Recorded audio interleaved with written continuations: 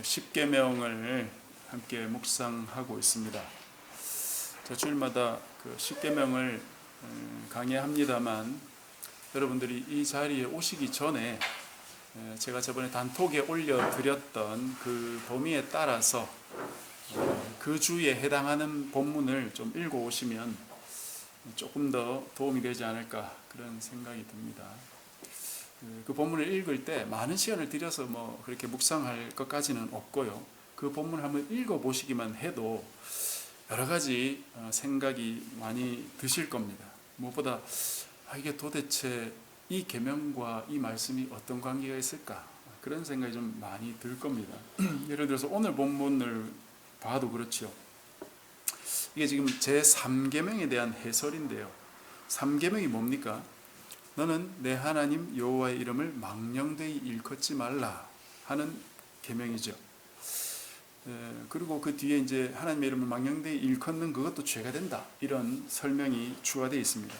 그런데 오늘 본문을 한번 보십시오. 오늘 본문의 내용이 하나님의 이름을 망령되이 일컫는 것과 무슨 상관이 있을까요?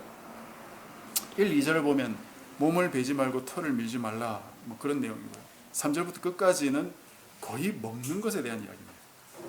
짐승, 그리고 어류, 그리고 하늘나는 조류, 이런 것을 나누어 가지고 먹을 수 있는 것과 먹지 못하는 것, 즉 정한 짐승과 부정한 짐승, 이렇게 나누어 놓은 것이 바로 본장의 내용입니다.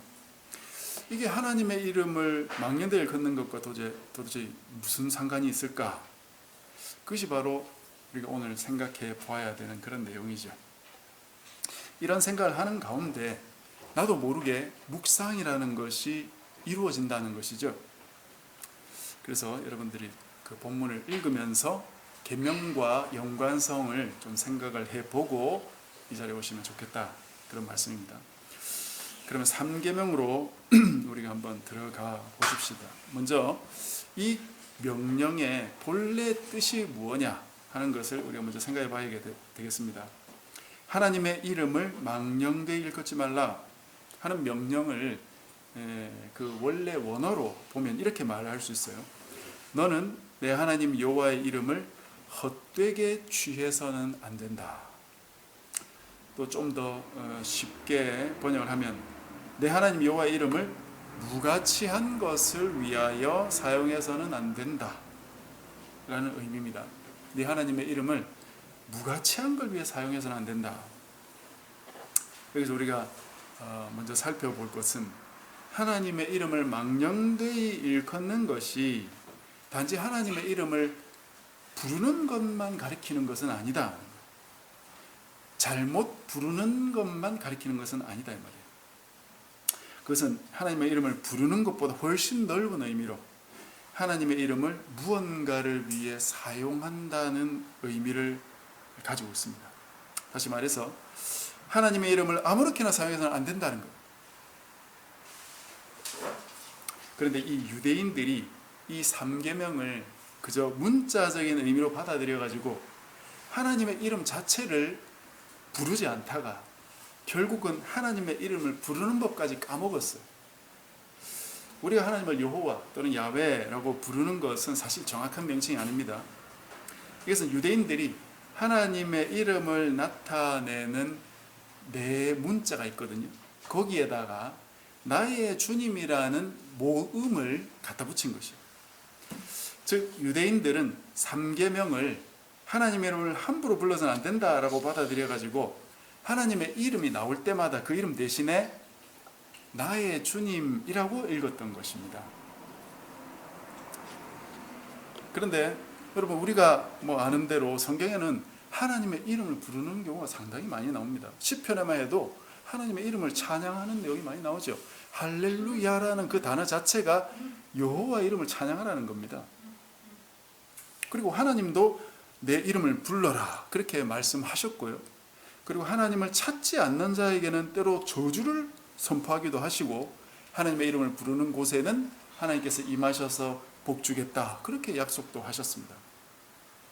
그런 이 3계명은 하나님의 이름을 합당하게 불러야 된다는 것도 포함되겠지만 그보다 훨씬 더 넓은 의미도 이 안에 담겨 있다 하는 것으로 우리가 생각을 해봐야 되는 것입니다.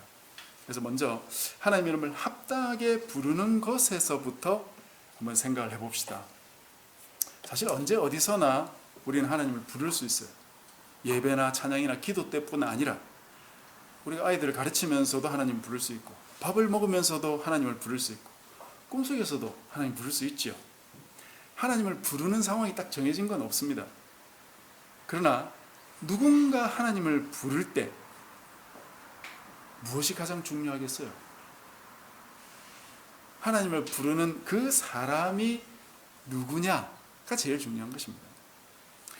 여러분이 길을 걸어가고 있다고 생각해 보세요. 뒤에서 누군가 내 이름을 부릅니다.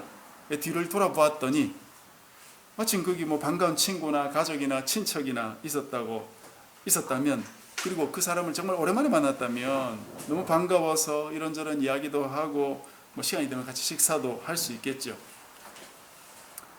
가족도 매일 집에서 봐서 그렇지 실제로 바깥에서 한번 만나면 참 반가운 거 아닙니까? 근데 뒤를 돌아봤더니 내가 전혀 모르는 사람이 내 이름을 부르고 있었다고 생각해 보십시오. 그 사람은 동명이인을 찾고 있었던 거죠. 이름은 똑같지만 사실은 다른 누군가를 찾고 있었던 거죠. 그러면 그게 어떤 일입니까? 아무 일도 아니죠.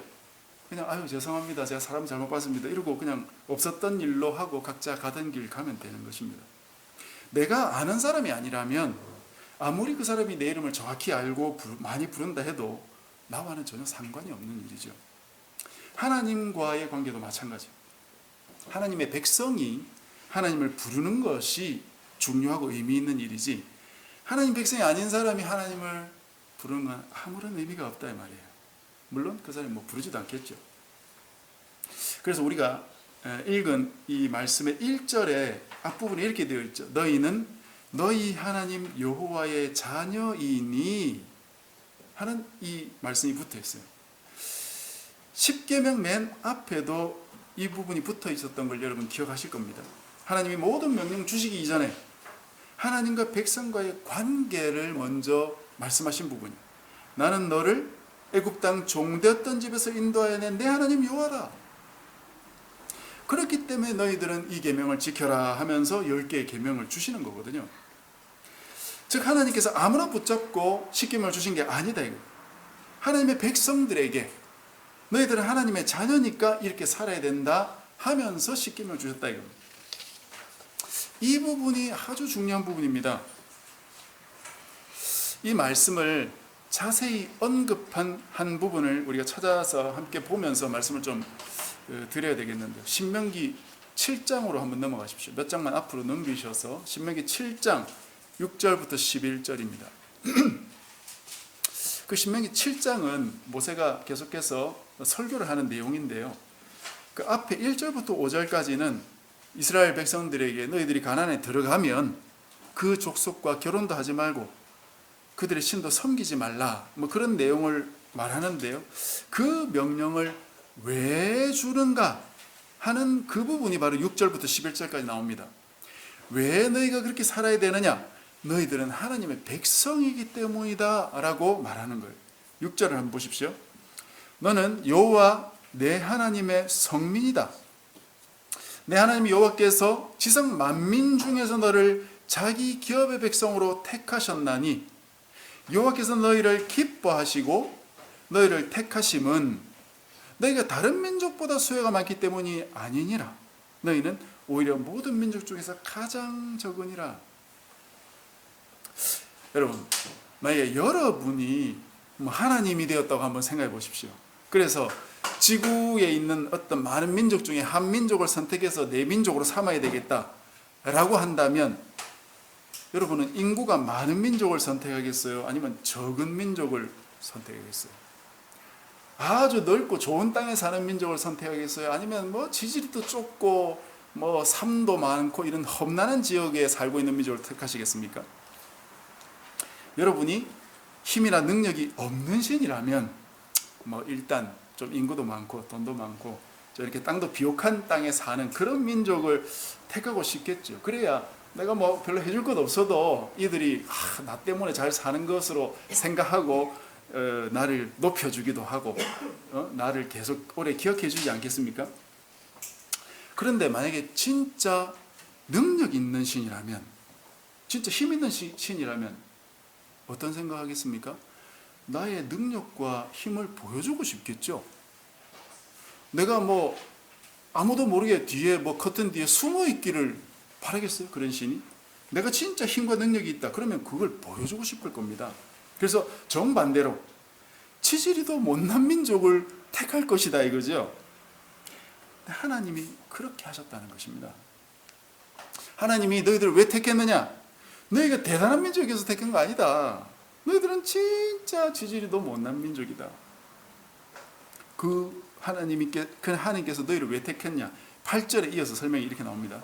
여호와께서 다만 너희를 사랑하심으로 말미암아 또는 너희 조상들에게 하신 맹세를 지키려 하심으로 말미암아 자기의 권능의 손으로 너희를 인도하여 내시되 너희를 그 종되었던 집에서 애굽 왕 바로의 손에서 속량하셨나니. 하나님이 너희를 왜 택하셨냐? 너희를 사랑하셔서 택하신 것밖에 없다.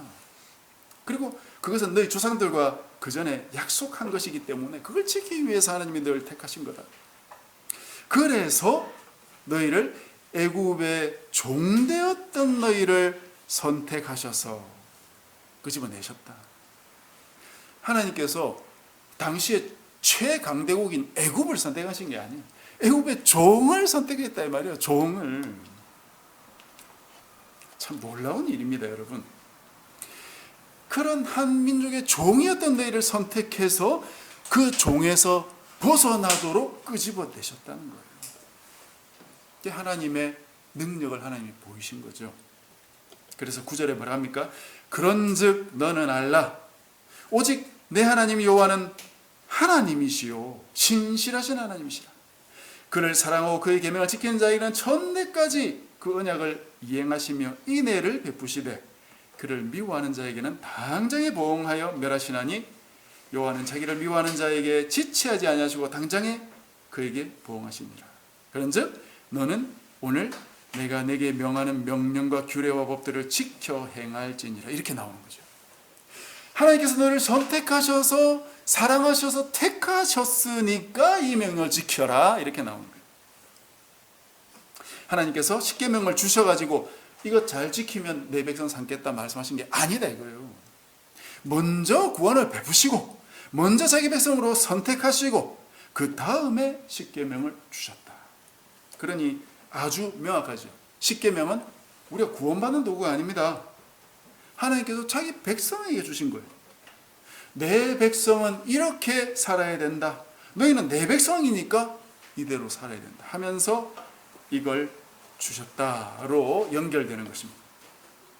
하나님이 계명을 주신 이유는 이 백성을 하나님 백성답게 만드시려고 주셨다 이거죠. 사실 이런 말씀은 십계명뿐 아니라 모든 명령의 출발점이자 우리 믿음의 선조뿐 아니라 우리의 신앙의 출발점이 되기도 하는 것입니다. 이 말씀을 우리 마음속에 잘 새겨놔야 된다 하는 것입니다. 우리가 하나님의 백성이 되려고 구원받기 위해서 말씀 묵상하고 순종하는 게 아니죠. 하나님 백성 아닌 사람은 성경과 아무런 관계 없는 사람이에요. 그 사람들은 하나님 없이 성경 없이 그냥 자신의 행복과 안녕을 위해 살다 가면 그만입니다. 그러나 하나님 백성들은 하나님께서 사랑하셔서 선택했다 이거죠. 내가 하나님을 선택한 게 아니에요. 하나님께서 나를 선택하신 것입니다. 창세전에 내가 아무것도 모를 때 나라는 존재가 만들어지기도 전에 하나님께서 선택하시고 예정하셨다고 에베소서에서 말씀하셨어요. 그러니 그때는 어떤 때입니까? 내가 사랑받거나 칭찬받거나 선택받을 수 있는 아무런 일도 하기 전에 내 행위나 나의 삶이나 또는 내가 어떻게 생겼고 내 성격이 어떻고 또 내가 살면서 무슨 일을 할 건지도 아무것도 전에 정해지기 전에 아무것도 발생하기 그 전에 그냥 하나님께서 나를 자기 백성으로 선택하셨던 것입니다. 우리는 인간이기 때문에 누군가가 사랑스러워야 사랑할 수 있다고 생각하지요. 아무런 이유 없이 누군가를 사랑할 수는 없다고 생각합니다. 얼굴이라도 좀 잘생겨야 되고, 얼굴이 안 되면 뭐 재능이라도 좀 많아야 되고, 그것도 안 되면 돈이라도 좀 있어야 사랑할 수 있지 않을까, 그런 생각하죠. 뭐 자기가 돈 없으면 자기 부모님이라도 좀 재력이 있어야 사랑받을 만하다, 그렇게 생각한다 이거죠. 무엇이 되었든 간에 그 사람에게 어떤 조그만 조건이라도 있어야 사랑할 수 있을 것이라고 생각하지, 아무런 이유가 없는데 어떻게 사랑을 하냐, 그렇게 생각하기 쉽습니다. 그래서 뭐 결혼 뭐 업체나 이런 데 보면은 조건을 가지고 순위를 매겨 두지 않습니까? 어쩌면 그것은 우리가 생각하는 사랑이라는 것이 진짜 사랑이 아니기 때문일지 모릅니다. 진짜 사랑은 상대방의 조건에 달려 있는 게 아니라 나의 선택에 달려 있을 거라는 거죠. 상대방의 조건에 따라 하는 사랑은 사실 오래가지 못합니다. 우리는 한 사람을 온전히 알지 못하기 때문에, 많은 사람들이 사랑해서 결혼해가지고 부부가 되는데 상대방의 어떤 매력을 느껴서 결혼하지만 그 후에는 사실 그 매력 때문에 싸우기도 하고 더 나아가서 이혼하기도 하지 않습니까? 자기와 다른 부분이 있어서 매력을 느꼈지만 같이 살다 보니까 그 다른 부분이 너무 힘든 거죠. 예를 들어서 어떤 여자분이 나는 조금 이렇게 한 숟가락씩 밥을 떠서 먹는데 저 남자 보니까 막 밥을 벌컥벌컥 마시고 막 땀도 흘리고 막 땀을 닦아가면서 막 그렇게 먹는 모습이 너무 매력적이고 건강해 보였던 거죠. 그래서 결혼을 했는데 그 남자가 매 끼마다 그렇게 먹는 거예요. 매 끼마다. 어떻게 되겠어요? 집이 거덜납니다. 그래서 정말로 사랑을 하는 사람들은 그 상대방의 어떤 조건 때문에 사랑을 하는 게 아니고 결국은 나의 선택 때문에 진짜 사랑을 할 수 있게 되는 거예요. 관계에 문제가 있더라도 사랑하기로 선택을 하는 거예요. 용서하기로 선택을 하는 것입니다. 그게 바로 우리 아버지 하나님께서 보이신 사랑의 모습이다. 나의 남편, 나의 아내를 사랑하기로 선택을 하는 것입니다. 내 자녀를, 내 부모를, 더 나아가서 나의 원수를 사랑하고 용서하기로 선택하는 것이 진짜 사랑이다. 그게 하나님께서 보이신 진정한 사랑으로 가는 길이다. 하나님은 그렇게 우리를 사랑하기로 선택하신 것입니다. 그렇다면 그렇게 우리를 사랑해서 선택하신 하나님께서 그 다음에 우리에게 무언가를 원하는 것이 있지 않겠느냐 이거예요. 그게 바로 너희들이 진정한 내 백성이 되기 원한다는 것입니다. 여호와라는 그 신의 백성에 걸맞는 사람들이 되는 것이에요. 그걸 위해서 하나님이 십계명을 주신 것입니다. 그래서 이 계명을 다시 쉽게 풀이하면 하나님께 선택받은 백성들이 온전한 하나님의 백성이 되어서 하나님의 이름을 먹칠하지 말아야 된다는 거예요. 왜? 너희들은 내 백성이기 때문이다. 너희들은 나의 자녀이기 때문이다. 이런 하나님의 선포 안에 무엇이 담겨 있습니까? 바로 하나님과 하나님의 백성이 딱 붙어 있다. 딱 붙어 있는 거예요. 때려야 뗄 수 없는 좀 관계다 이 말입니다. 즉 하나님의 백성은 하나님의 백성인 것이 드러날 수밖에 없다. 그런데 그때 정말 하나님의 백성답게 거룩하게 드러나야 되는 것이지, 드러났는데 하나님 백성이라는 사람이 엉망진창이었다, 그거는 하나님의 이름을 먹칠하는 것이 된다 이거예요. 이것이 바로 하나님께서 그토록 말씀하신 그 거룩이라는 이름의 의미입니다. 거룩이라는 건 구별되는 것이, 분리되는 것입니다. 꼭 분리까지는 아니어도 구별되는 것입니다. 하나님께서 이스라엘 백성들에게 가나안 땅에 들어가서 그 산당들을 다 제거하라는 이유가 무엇이었습니까? 그들과 동일한 모습으로 나를 섬겨서는 안 된다는 거죠. 다르게 섬겨야 된다. 그래서 이산저산에 있는 그 신당들을 다 제거하고 너희들은 한 곳에 모여서 그들과 다르게 나를 섬겨야 된다. 왜냐? 내가 진짜 하나님이다. 내가 유일한 하나님이다 이거죠.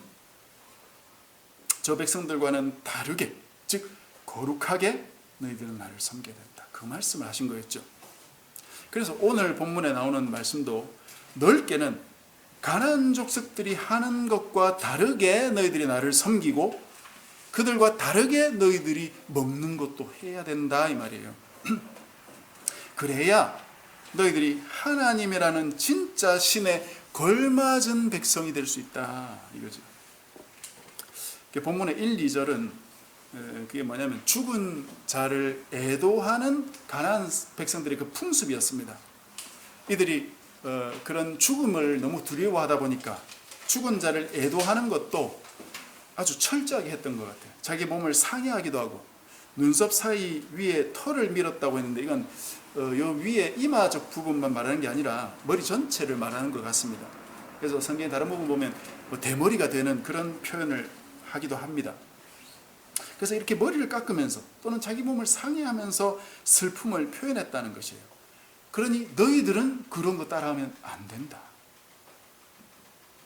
그리고 그 뒤에 3절부터는 길게 저 끝까지 사실은 먹을 수 있는 것, 먹을 수 없는 것 이렇게 나누어져 있는데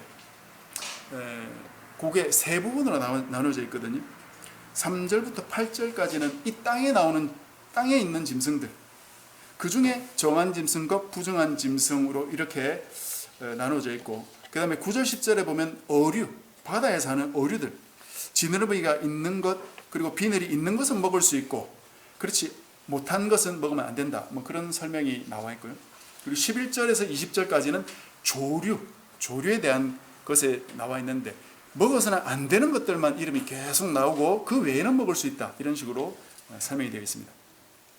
그리고 마지막 21절에는 추가적인 상황인데요, 백성들이 너희들이 못 먹는 거라고 하더라도 이방인들에게는 팔 수 있다. 그게 무슨 말씀입니까? 여기 쭉 나열한 그 부정한 짐승이 몸에 독이 있거나 뭐 영양상 문제가 있어서 부정한 것이 아니다 이거예요. 이스라엘 백성만 아니면 먹어도 상관없는 겁니다. 그러나 이스라엘 백성들은 하나님의 이름을 나타내어야 될 구별된 민족이 될 것이기 때문에 그런 걸 먹지 마라, 그렇게 말씀하신 거예요. 특별한 이유가 있는 것이 아닙니다. 하나님께서 이스라엘 백성들에게 이것 먹고 이것은 먹지 마라 하는 그 구분의 이유가 있는 것이지만 그 기준에는 다른 특별한 이유가 있는 것이 아닙니다. 이스라엘 백성들이 먹지 못하는 걸 이방인들은 먹어도 아무런 상관이 없었기 때문에. 그런데 이렇게 말하면 뭔가 또 다른 이유가 있는 게 아닌가, 그런 생각이 아무래도 좀 들지 모르겠습니다. 신약으로 가보면 아주 명백하게 드러납니다. 여기서 정한 것, 부정한 것으로 나누는 것이 백성들의 거룩을 위함이지 그 외에 다른 목적은 없다 하는 것이 사도행전 10장에 가보면 아주 잘 나옵니다. 사도행전 10장에는 베드로가 이방인 백부장 고넬료를 전도하는 장면이거든요. 베드로는 유대인이었기 때문에 이방인들이 하나님 백성이 될 수 없다는 생각이 아주 뿌리 깊게 있었습니다. 그래서 하나님께서 특별한 방법을 사용해서 이 베드로를 바꾸세요. 베드로가 기도할 때 하나님이 하늘에서 어떤 바구니를 이렇게 환상 중에 내려주면서 거기 안에 부정한 짐승을 가득 집어넣어 두세요. 그리고는 뭐라 하시느냐? 잡아 먹어라 그러세요. 하나님이 구약에는 먹지 말라는 거를 베드로한테 보여주면서 먹어라 그러신다고요. 그때 베드로가 뭐라 했느냐? 저는 그럴 수 없습니다. 지금까지 저는 이 부정한 것 먹은 적 없습니다. 그렇게 말씀드렸어요. 그 일이 3번씩이나 있었어요. 하나님이 계속해서 3번씩이나 잡아먹어라. 그 후에 무슨 일이 일어났느냐?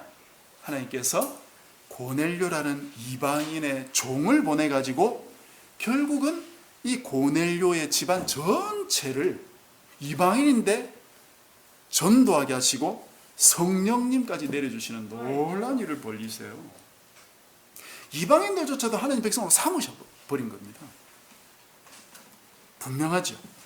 정하고 부정한 짐승은 실제로 그 짐승을 먹느냐 마느냐의 문제가 아니라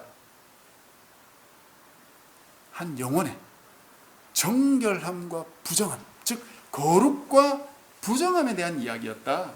한 영혼이 거룩한 하나님의 백성이 되느냐 마느냐에 깊은 뜻이 있었다는 것이.